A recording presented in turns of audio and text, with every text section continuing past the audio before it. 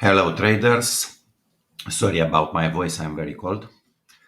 So on Monday analysis, I said that gold could drop from this very important resistance level and said that my target is this level of support.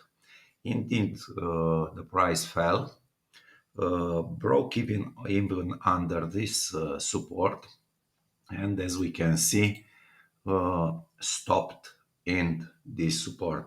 From here, a small consolidation and gold started to rise again, confirming this level of support as a very strong one. And also this level of support, resistance support, is now support.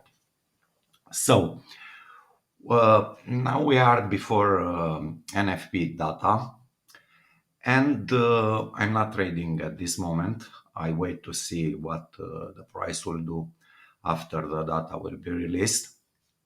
But I have two scenarios in mind at this moment.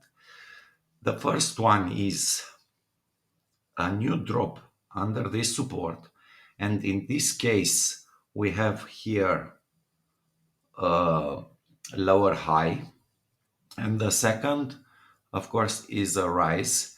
And in the case of a rise, first thing to see, now it's also Friday, so the closing of the week. Looking at the weekly chart, we see that last week it is in fact a bullish engulfing week candle. And also, if the price close today to the upside, this candle will become a pin bar. So this will be an indication that we have a very strong level of support here.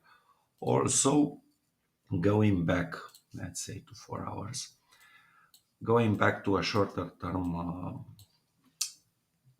time frame, if we close to the upside, we also could have a double bottom here, and the break above Monday's high would put this double bottom in play and give scope for further gains. And in this case, we can have a test of this level of resistance. It's also the target of the double bottom around 1900.